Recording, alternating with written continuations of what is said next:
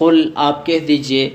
اے نبی علیہ الصلاۃ والسلام، انی امرتو کہ مجھے حکم ہوا ہے ان اعبد اللہ کہ میں اللہ کا عبادت کروں، مخلص اللہ الدین خالص ہو کر کے اس کے لیے بندگی، خالص کر کے یعنی بندگی اور عبادت صرف اللہ کی کروں۔ مجھے اس بات کا حکم ہوا ہے کہ میں اللہ کی عبادت کروں اور بندگی صرف انہی کے لیے خاص کروں، صرف اسی کے لیے خاص کروں، یعنی اللہ کے ساتھ عبادت میں کسی کو شریک نہ کروں۔ جیسا کہ بعض مشرکین اللہ کا بھی عبادت کرتے تھے اور اللہ کے ساتھ دوسروں کو بھی عبادت میں شریک کرتے تھے۔ کچھ مشرکین تو ایسے تھے جو اللہ کی عبادت کر بھی نہیں لیتے تھے، دوسروں کی عبادت کرتے تھے۔ تو اللہ تبارک و تعالیٰ آپ صلی اللہ علیہ وسلم سے فرماتے ہیں کہ آپ ان مشرکین سے کہیے کہ مجھے تو یہ حکم ہوا ہے کہ میں صرف اللہ کی عبادت کروں اور بندگی صرف اسی کے لیے خاص کروں۔ وَأُمِرْتُ اور مجھے ایک حکم یہ ملا ہے لِأَنْ أَكُونَ کہ میں ہو جاؤں اول المسلمین، مسلمانوں میں سے اول شخص، پہلا شخص، یعنی سب سے پہلے میں ایمان لے آؤں اللہ کی وحدانیت پر اور اللہ کی قرآن پر اور اس کے احکام پر اور اللہ کے رسول پر جو میں خود ہوں، یعنی آپ صلی اللہ علیہ وسلم کو اپنے رسالت پر خود بھی ایمان لانا ضروری تھا۔ قل تیسری بات یہ کہہ دیجئے ان سے انی اخافو کہ میں ڈرتا ہوں ان عصیت ربی اگر میں نافرمانی کروں اپنے رب کی عذاب یوم عظیم، تو بڑے دن کے عذاب سے میں ڈرتا ہوں۔ تو جب اللہ کا رسول صلی اللہ علیہ وسلم جس کے لیے اللہ تبارک و تعالیٰ نے دونوں جہان بنائے ہیں، وہ اس بات سے ڈرتے ہیں کہ اگر وہ اللہ کی نافرمانی کرے تو اللہ کے عذاب سے ڈرتے ہیں، چی جائے کہ باقی لوگ ہیں۔ باقی لوگوں کو تو بطریقۂ اولا ڈرنا چاہیے کہ جب وہ اللہ کی نافرمانی کرتے ہیں تو اللہ کے عذاب سے ڈرنا چاہیے، کیونکہ ہو سکتا ہے اللہ ان کو سخت سے سخت عذاب دے۔ قل اور چوتھی بات یہ کہو اللہ اعبد میں اللہ کا عبادت کرتا ہوں، مخلص لہ الدین خالص کر کے اس کے لیے اپنی بندگی، دین سے مراد بندگی ہے، بندگی اپنی صرف اللہ کے لیے کرتا ہوں، عبادت صرف اللہ کی کرتا ہوں۔ فاعبدوا تم لوگ عبادت کرو ما شئتم جس کا تم چاہو، من دونی اللہ کے سوا، اللہ کے سوا جس کی چاہو عبادت کرو، لیکن یہ حکم اجازت کے لیے نہیں بلکہ یہ زجر و توبیخ کے لیے ہے کہ فاعبدوا ما شئتم من دونی، اللہ کے سوا جس کی بھی عبادت کرنا چاہتے ہو کرو۔ لیکن قل آپ کہہ دیجئے ان الخاسرین نقصان میں پڑنے والے لوگ، الذین وہ لوگ ہیں خسروا انفسہم جو اپنے آپ کی وجہ سے بھی نقصان میں ہے، واہلہم اور اپنے اہل گھر والوں کے اعتبار سے بھی نقصان میں ہے یوم القیامت قیامت کے دن۔ الا خبردار ذالک هو الخسران المبین، یہ صریح نقصان ہے۔ یہ کیسے نقصان والے لوگ ہیں؟ جو اپنی طرف سے اپنے متعلق بھی نقصان میں ہے قیامت کے دن، اور اپنے اہل و عیال اپنے رشتہ داروں کے متعلق بھی نقصان میں ہے۔ اپنے متعلق تو اس لیے نقصان میں ہے کہ اس نے دنیا میں کوئی عمل نہیں کیا ہے، کفر کیا ہے، ایمان نہیں لیا ہے، لہٰذا اس کو جنت نہیں ملے گا، اللہ کی طرف سے اس کو سزا ملے گا۔ اور اپنے خاندان کے متعلق یہ نقصان سے اس لیے کہ اگرچہ ان کے خاندان میں سے کچھ لوگ یا کوئی بھی ایمان والا ہو اور ان کے خاندان میں سے کوئی شخص جو ہے وہ نیک آدمی ہو، تو پھر بھی وہ ان لوگوں کی سفارش نہیں کر سکے گا، کیونکہ سفارش اس کا ہوتا ہے جو مومن ہوتا ہے، جس کا ایمان ہوتا ہے۔ یہ لوگ تو کافر ہے، لہٰذا کافر کی سفارش جو ہے نہیں ہو سکتی ہے، اس لیے یہ اپنے متعلق بھی نقصان میں ہے اور اپنے اہل و عیال، اپنے گھر والوں، اپنے رشتہ داروں کی وجہ سے بھی نقصان میں ہے، لہٰذا قیامت میں اپنے وجہ سے بھی ان کو فائدہ نہیں پہنچ سکتا اور اپنے خاندان والوں کی وجہ سے بھی ان کو کچھ بھی فائدہ نہیں پہنچ سکتا۔ اللہ فرماتا ہے یہ بڑی خرابی ہے، یہ بڑی نقصان ہے۔ جب انسان کو دنیا میں بھی نقصان ہوتا ہے، لاس ہوتا ہے، لیکن سب سے بڑی لاس اور سب سے بڑی جو ہے خرابی اور سب سے بڑی بربادی انسان کی یہی ہے۔ لہم ان لوگوں کے لیے ہوگا من فوقہم ان کے اوپر سے ظلل سایہ، من النار آگ کا، یا ظلل سے مراد آگ کے شعلے ہے۔ لہم ہوں گے ان لوگوں من فوقہم ان لوگوں کے لیے اوپر سے ظلل شعلے، من النار آگ کے، ومن تحتہم اور ان کے نیچے ظلل آگ کے شعلے، ان کے اوپر بھی آگ کے شعلے ہوں گے، ان کے نیچے بھی آگ کے شعلے ہوں گے۔ ذالک یخوف اللہ بہ عبادہ، یہ وہی آگ ہے جس کے ذریعے اللہ اپنے بندوں کو ڈراتا ہے۔ یا عباد فاتقونی، اے میرے بندو، اصل میں یہاں تھا یا عبادی فاتقونی، یا متکلم مضاف الیہ حذف ہوئی ہے، تو ذالک اللہ فرماتے ہیں کہ یہ ہے یخوف اللہ، یہ وہ سزا ہے، یہ وہ جہنم ہے، یہ وہ آگ ہے، یخوف اللہ کہ اللہ ڈراتا ہے بھی اس کے ذریعے بھی عباد ہو اپنے بندوں کو، یہ وہی جہنم ہے، یہ وہی آگ ہے، یہ وہی عذاب ہے جس کے ذریعے اللہ اپنے بندوں کو ڈراتا ہے۔ یا عبادی فتقون، اے میرے بندو مجھ سے ڈرو، یعنی میرے نافرمانی نہ کرو، ہو سکتا ہے اس عذاب میں گرفتار ہو جاؤ۔ والذین، اور وہ لوگ اجتنبوا الطاغوت جو بچتے ہیں شیطانوں سے، ایعبدوہا کہ ان کی عبادت کرے، یعنی وہ لوگ جو شیطانوں کی عبادت سے اپنے آپ کو بچاتے ہیں، پرہیز کرتے ہیں۔ شیطان کی عبادت یعنی اس کی اطاعت کرنا، اس کی بات ماننا، اس کی فرمانبرداری کرنا، یہ شیطان کی عبادت ہے۔ کہ جو لوگ شیطان کی بات نہیں مانتے ہیں، جو شیطان کی اطاعت نہیں کرتے ہیں، وَأَنَابُوا إِلَى اللَّهِ اور اللہ کی طرف رجوع کرتے ہیں، لَهُمُ الْبُشْرَى تو ان لوگوں کے لیے خوشخبری ہے۔ فَبَشِّرْ عِبَاد خوشخبری دے میرے بندوں کو، یہ لوگ مستحق کی خوشخبری ہے۔ جو لوگ شیطان کا کہنا نہیں مانتے ہیں، شیطان کی عبادت سے اپنے آپ کو بچاتے ہیں اور جو ہے اللہ کی طرف رجوع ہوتا ہے، یہ لوگ سزاوار خوشخبری ہے، مستحق خوشخبری ہے۔ فبشر عبادی میرے بندوں کو خوشخبری دو۔ الذین، یہ وہ لوگ ہیں یستمعون القول جو سنتے ہیں القول اللہ کی کلام یعنی بات قرآن، فیتبعون پھر اتباع کرتا ہے احسنہ اس کے احسن کا۔ اولئک الذین، یہ وہ لوگ ہیں ہداہم اللہ کہ اللہ نے ان لوگوں کو ہدایت دیا، واولئک هم اولو الالباب اور یہی عقل مند لوگ ہیں، یہی عقل والے لوگ ہیں، یہی ہوشیار لوگ ہیں۔ اس آیات میں اللہ فرماتے ہیں کہ یہ وہ لوگ ہیں جن کو خوشخبری دی جاتی ہے جو اللہ کا کلام سنتے ہیں، قرآن سنتے ہیں، اللہ کے رسول کا بات سنتے ہیں اور پھر اس میں سے احسن کو چنتے ہیں۔ اس کا مطلب کیا ہے؟ اس کا مطلب یہ ہے کہ اللہ کا کلام سب کے سب احسن ہے۔ یہاں پہ بطور مبالغہ کے کہا کہ ان میں سے احسن جو ہے چنتا ہے، جیسے آگے آ رہا ہے کہ احسن الحدیث کتاب اللہ، کہ سب سے بہترین کتاب بات جو ہے وہ اللہ کی کتاب کا ہے۔ یا بعض میں علماء فرماتے ہیں کہ احسن سے مراد یہ ہے کہ قرآن عظیم الشان میں کچھ باتیں حسن کے درجے میں ہے، کچھ احسن کے درجے میں ہے۔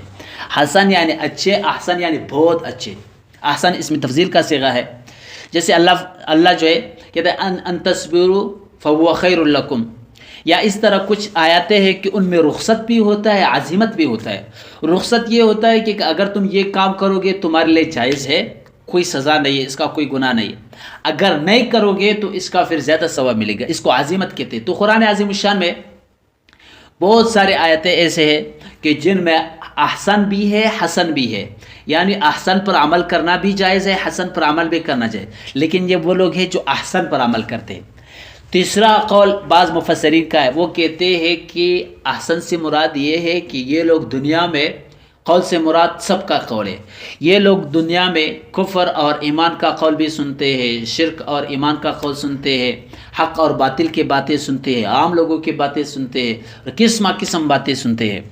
لیکن یہ ان میں سے ان باتوں پر عمل کرتے ہیں جو احسن ہے، لہٰذا کفر اور ایمان کے مقابلے میں ایمان کو چنتے ہیں، شرک اور ایمان کے مقابلے میں ایمان کو چنتے ہیں، حق اور باطل کے مقابلے میں حق کو چنتے ہیں۔ یعنی دنیا میں لوگ بہت سارے باتیں سنتے ہیں، حق کی بھی سنتے ہیں، باطل کی بھی سنتے ہیں، کفر کی بھی سنتے ہیں، ایمان کی بھی سنتے ہیں، شرک کی بھی سنتے ہیں، ایمان کی بھی سنتے ہیں۔ تو ان میں سے یہ وہ لوگ ہیں جو خوشخبری کے مستحقین ہے، یہ وہ لوگ ہیں جو ان سب باتوں کو سننے کے بعد ان میں سے احسن باتوں کو چن لیتے ہیں اور اس پر اتباع کرتے، اس پر عمل کرتے، اور احسن باتیں یہی حق ہے اور یہی ایمان ہے، لہٰذا ان لوگوں کے لیے خوشخبری ہے۔ یہ تینوں تفسیر اس کی صحیح ہے۔ اولئک الذین، یہ وہ لوگ ہیں ہداہم اللہ کہ اللہ نے ان کو ہدایت کی، یہی لوگ راہ راست پر ہے، یہی سیدھے راستے پر ہے، یہی لوگ ہدایت پر ہے۔ وَأُولَئِكَ هُمْ أُولُو الْأَلْبَابِ اور یہی عقل والے ہیں، یہی سمجھدار لوگ ہیں، یہی ہوشیار لوگ ہیں، کیونکہ دنیا کی زندگی تو ویسے بھی ختم ہونے والی ہے۔ ہوشیار آدمی وہی ہے جو آخرت کے لیے تیاری کرے اور آخرت کی زندگی کو سنوارے۔ تو آخرت کی زندگی اسی سے بنتی ہے کہ انسان ایمان لے آئے اور ایمان کے ساتھ ساتھ اعمال صالحہ کرے۔ افمن حق علیہ کلمۃ العذاب، افمن کیا وہ شخص حق علیہ کہ ثابت ہو چکی ہے، ٹھہر چکی ہے علیہ اس پر کلمۃ العذاب، عذاب کی بات، یعنی جس شخص کے لیے یہ بات ثابت ہو چکی ہے، اللہ کی طرف سے ٹھہر چکی ہے کہ اس کو عذاب پڑے گا۔ افانت تنقذ من فی النار، کیا تم بچا سکتے ہو اس شخص کو من فی النار جو آگ میں ہے، یعنی جو اللہ کے علم میں معلوم ہے کہ یہ شخص جہنمی ہے، اللہ کو پتہ ہے کہ یہ کبھی بھی ایمان نہیں لائے گا، اللہ کو پتہ ہے کہ یہ کبھی بھی اپنے گناہوں سے توبہ نہیں کرے گا، اللہ کے علم میں وہ جہنمی ہے، لہٰذا ایسے شخص کو تم نہیں بچا سکتے ہو جہنم سے رکنے سے۔ اس لیے آپ صلی اللہ علیہ وسلم جب مشرکین مکہ کو دعوت دیتے تھے، ان میں سے بعض مشرکین جو ہے وہ ضد پہ اڑ جاتے تھے اور بات نہیں مانتے تھے، تو اس سے آپ صلی اللہ علیہ وسلم کو دکھ ہوتا تھا، آپ صلی اللہ علیہ وسلم اس سے غمگین اور پریشان ہوتے تھے کہ ایک اللہ کا بندہ کیسے اللہ کے عذاب کی طرف جا رہا ہے، میں اس کو بچا نہیں پا رہا ہوں۔ تو اللہ کا رسول صلی اللہ علیہ وسلم اپنے امت پر بہت مہربان تھا، غمگین ہونے کی وجہ سے اللہ تبارک و تعالیٰ ان کو تسلی فرما رہے کہ آپ غم نہ کریں، آپ فکر نہ کریں، جو لوگ ایمان نہیں لا رہے، جو ضد کر رہے، جو کفر پر اڑے رہے، ان کا فکر نہ کرے، ان کا غم نہ کرے، کیونکہ ان لوگوں کے بارے میں یہ بات ٹھہر چکی ہے کہ ان کو عذاب پڑے گا، اور اللہ کے علم میں وہ لوگ جہنمی ہے، لہٰذا ان کی ایمان لانے کی توقع ترک کر دیجئے اور غم و فکر نہ کیجئے۔ افمن، کیا وہ شخص حق علیہ کلمۃ العذاب، جس پر عذاب کا کلمہ ثابت ہو چکا ہے، یعنی جس کے بارے میں عذاب کا فیصلہ ہو چکا ہے، افانت تنقذ من فی النار، افانت، کیا تم تنقذ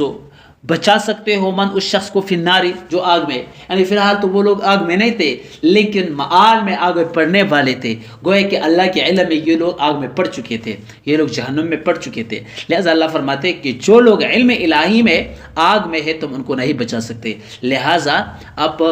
غم و فکر نہ کرے۔ لیکن لیکن ان لوگوں کو تم بچا سکتے ہو، اتقوا ربہم، جو اپنے رب سے ڈرتے ہیں، ان کو نصیحت اور تبلیغ فائدہ دیتی ہے، ان کو قرآن کی آیاتیں فائدہ دیتی ہے، ان کو احادیثیں سنانا فائدہ دیتی ہے۔ لہم غرف، اس سے پہلے اللہ تبارک و تعالیٰ نے فرمایا فبشر عباد، فبشر عبادی، میرے بندوں کو خوشخبری دو۔ کس چیز کی خوشخبری دو؟ خوشخبری یہ ہے لہم غرف، کہ ان کے لیے بالاخانے ہیں، من فوقہا غرف، ان کے اوپر اور بالاخانے ہیں، مبنیتن، جو پہلے سے بنے ہوئے، مراد اس سے جنت کی محلات ہے، جنت کے بنگلے ہیں وغیرہ وغیرہ، کہ اللہ فرماتے ہیں کہ ان جنتیوں کے لیے، ان مؤمنوں کے لیے، ان بندوں کے لیے خوشخبری یہ ہے کہ اللہ کی طرف سے ان لوگوں کے لیے بالاخانے ہوں گے، ان بالاخانوں کے اوپر جو ہے اور بالاخانے ہوں گے، یعنی ان کی جو محلات ہے وہ کئی منازل کے ہوں گے، کئی منزل کے ہوں گے، اور یہ پہلے سے بنے ہوئے ہیں، اور یہی اہل سنت والجماعت کا عقیدہ ہے کہ جنت اور جہنم یہ اللہ کے دو مخلوق ہے جو فی الحال موجود ہے، اللہ نے اس کو پیدا کیا ہے۔ تجری، بہے گا، من تحتہا، ان بالاخانوں کے نیچے، ان محلات کے نیچے، ان بنگلوں کے نیچے، الانہار، ندیاں۔ یہ ندیاں کس چیز کی ہوں گے؟ 4 ندیاں ہوں گی، شہد کی، پانی کی، اور دودھ کی،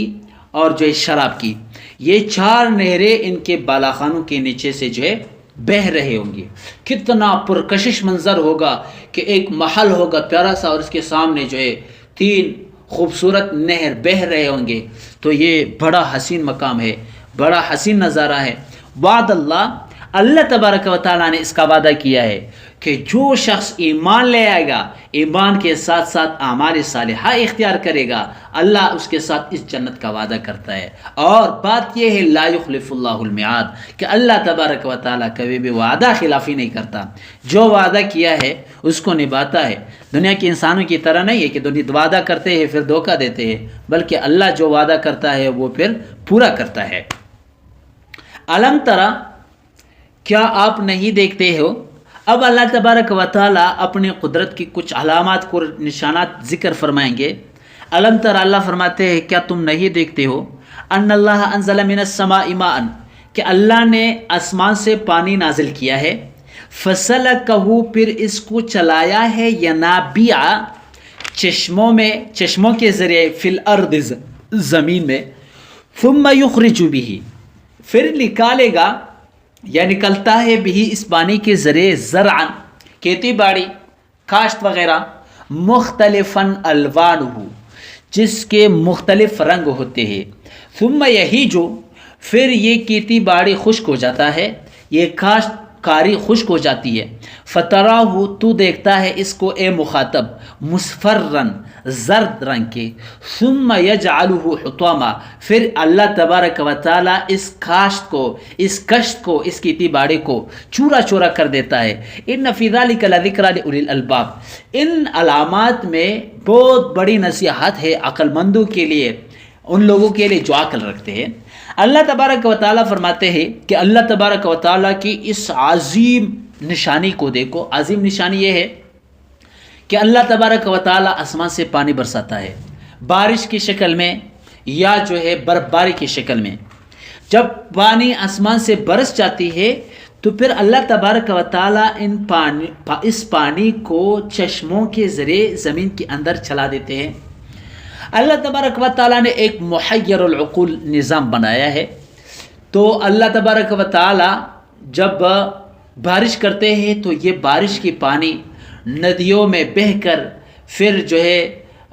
دریاؤں میں مل کر، نہروں میں مل کر بہتے ہیں، پھر اس سے انسان فائدہ اٹھاتے ہیں۔ کچھ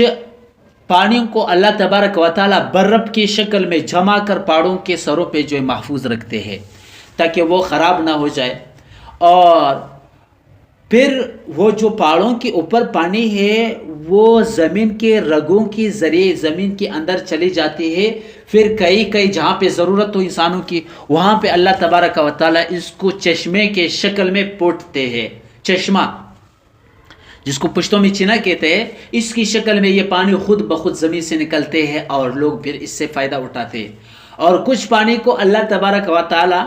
زمین کے نیچے، زمین کے رگوں میں جو ہے محفوظ کر دیتے ہیں، پھر لوگ کنواں کھود کر یا برمے کھود کر اس پانی کو نکالتے ہیں، اس سے فائدہ اٹھاتے ہیں۔ یہ اللہ نے ایک بہت بڑا نظام بنایا ہے۔ پھر اس پانی کے ذریعے لوگ جو ہے کاشتکاری کرتے، اور پہلے بھی اللہ کی قرآن میں یہ آیات آ چکی ہے کہ کاشتکاری یہ لوگ نہیں کرتے، لوگ تو صرف زمین کو نرم کر کے اس میں بیج ڈالتا ہے، پھر اس بیج سے پودا نکلنا، پھر اس سے پھل دینا، یہ اللہ کا کام ہے، یہ کاشتکار کا کام نہیں ہے۔ تو پھر اس سے اللہ پاک کاشت اگا دیتا ہے۔ کسی بھی چاول کی کاشت ہو، گندم کی کاشت ہو، کوئی بھی کاشت ہو، اس کو اللہ تبارک و تعالیٰ بڑا کر دیتا ہے، پھر جب وہ پک جاتا ہے تو خشک ہو جاتا ہے،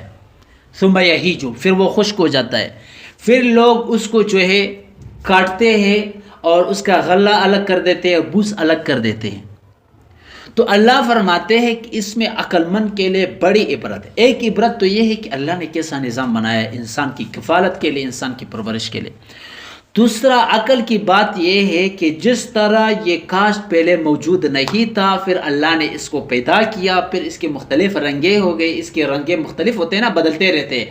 پھر یہ بڑا ہو کر خشک ہو گیا اور ختم ہو گیا اور نیست و نابود ہو گیا۔ ایسے ہی انسان ہے کہ اللہ نے اس کو پیدا کیا، پھر چھوٹا ہوتا ہے، پھر بڑا ہوتا ہے، اور پھر بوڑھا ہوتا ہے، اور پھر ختم ہو جاتا ہے۔